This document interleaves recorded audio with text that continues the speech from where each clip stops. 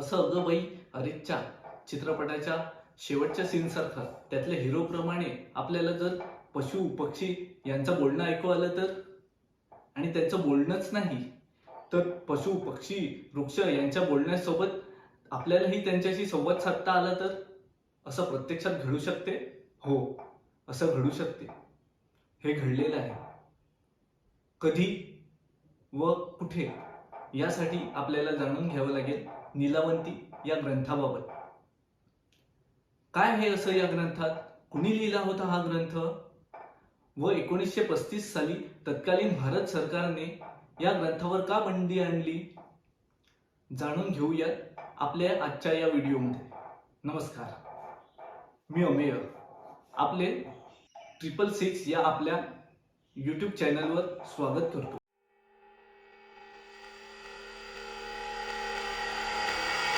नीलावंती रहस्यमय गूढ असलेला हा ग्रंथ आहे. हा ग्रंथ एका शापित यक्षिणीने लिहिला होता. तिचं नाव नीलावंती, म्हणून या ग्रंथाचं नाव नीलावंती पडले. त्याचं झालं असं की फार वर्षांपूर्वी उत्तर प्रदेशमध्ये एका खेड्यात एक कुटुंब राहत होते.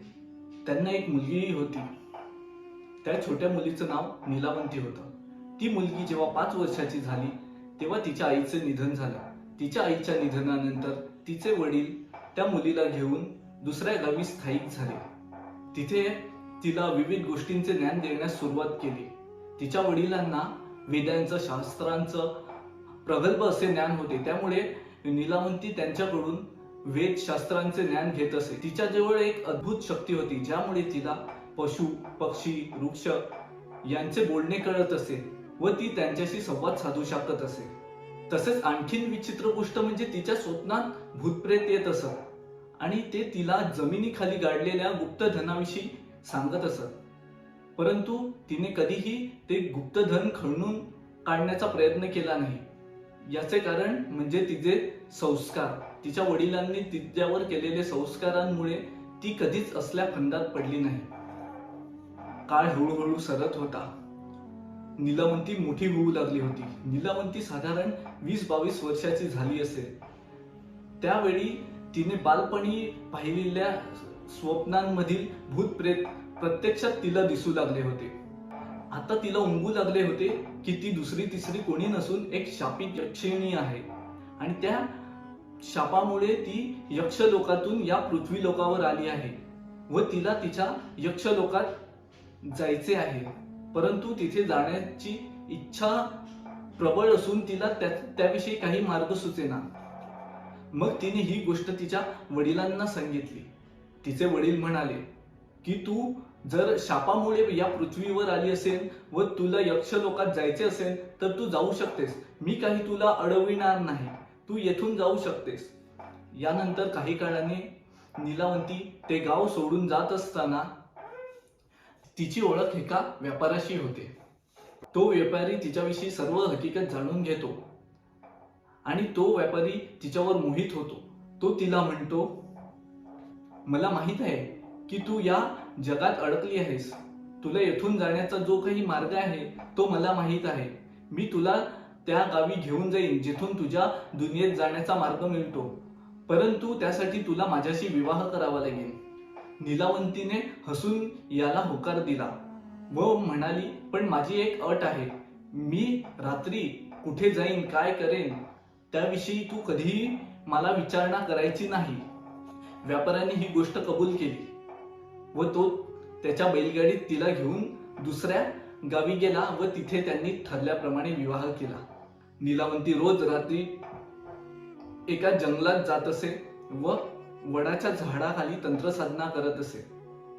एक दिवस ती रात्रीच्या वेळी अशीच जाऊन तंत्रसाधना करत असताना अचानक तेथे काही गावकरी जमा झाले. त्यांनी नीलावंतीची तंत्रसाधना पाहिली. सोबत हेही पाहिलं की ते अनेक पशुपक्ष्यांचे बळी देत आहेत. त्यांनी दुसऱ्या दिवशी ही गोष्ट जाऊन तिच्या व्यापारी नवऱ्याला सांगितली. साहजिकच त्याचा ह्या गोष्टीवर विश्वास बसला नाही. बसेलही कसा.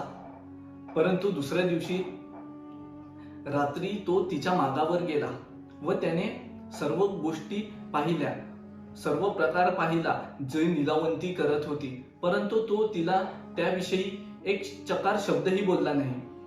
दुसऱ्या दिवशी तिला एक स्वप्न पडलं. स्वप्नामध्ये सैतान आला होता. सैतान तिला म्हणत होता, तुला जर या जगातून तुझ्या जगात जायचे असेल तर उद्या तंत्र साधना केल्यानंतर तिथे नदी एक प्रेत आढळेल. त्या प्रेताच्या गळ्यातील तावीज खोलून तुला त्या नदीतच असलेल्या एका होडीतील नावाड्याला द्यायचे आहे. परंतु लक्षात ठेव, हा तुझा पहिला आणि शेवटचा मार्ग असेल तुझ्या दुनियेत जाण्याकरता. हाही संधी गमावल्यास तुला परत तुझ्या दुनियेत कधीही जाता येणार नाही. इतकेच सांगून सैतान गुप्त झाला. दुसऱ्या रात्री नीलावंती तंत्रसाधना करण्यासाठी त्या वडाच्या झाडाखाली गेली. तंत्रसाधना झाल्यानंतर नदीजवळ एक प्रेत वाहत येताना तिला दिसले. तिने त्या प्रेताच्या गळ्यातील ताविजाची एक गाठ सोडविली. तेवढ्यात तिचा नवरा तेथे आला. तो त्याच्या मूळ रूपात प्रकट झाला. तो दुसरा तिसरा कुणी नसून महाभयंकर सैतान टामोस होता. तेवढ्यात गावकरी तेथे आले. त्यांनी त्या दोघांना पाहिले. त्यांना वाटले की हे दोघेही सैतान आहेत व काहीतरी विपरीत करत आहेत. त्यामुळे त्यांनी त्यांना आपापल्या हत्यारांनी मारण्यास सुरुवात केली. त्या मारण्यामुळे सैतानाला काही झाले नाही, परंतु नीलावंती मात्र तेथून कशीबशी जीव वाचवून निसटून पळाली. काही काळाने तो सैतान जाऊन नीलावंतीला भेटला. तिला म्हणाला, तुझ्याजवळ जे पुस्तक आहे ज्याद्वारे तू पशु पक्षी झाडे यांच्याशी गोष्टी करते ते मला दे. नीलावंतीने विचार केला की हे पुस्तक जर मी या सैतानाला दिले तर हा फार अनर्थ माजवेल. त्यामुळे तिने ते पुस्तक शापित केले व त्या पुस्तकास असा शाप दिला की जो कोणी हा ग्रंथ अर्धवट वाचेल तो वेडा होईल, पूर्ण वाचेल त्याचा मृत्यू होईल. व ते ग्रंथ घेऊन ती पळाली. त्यानंतर नीलावंतीचे काय झाले याविषयी फारशी माहिती उपलब्ध नाही. याविषयी वेगवेगळे मतप्रवाह मात्र निश्चित आहेत. एक दावा असाही केला जातो की नीलावंती या पृथ्वीवरच भटकत आहे, कारण सैतानाने तिला स्वप्नात सांगितले होते की ही तुझी एकमेव संधी आहे. तसेच हा ग्रंथ अनेकांनी वाचण्याचा प्रयत्न केला व ते भ्रमिष्ट झाले. काही मृत्यू पावले. त्यानंतर विविध अहवालांचा आधार घेऊन ब्रिटिश सरकारने ग्रंथावर 1935 साली पूर्णपणे बंदी आणली व त्याच्या असलेल्या प्रती नष्ट केल्या. परंतु हा मूळ ग्रंथ एका विचित्र भाषेत होता. तो सर्वांना वाचण्यासाठी सहज उपलब्ध व्हावा यासाठी एका पवित्र मन असलेल्या, कुठलाही मोह नसलेल्या साधूने तो भाषांतरित केला होता.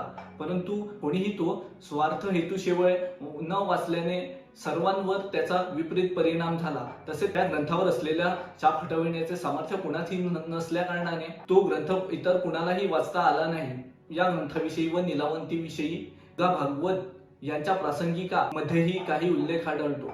धन्यवाद.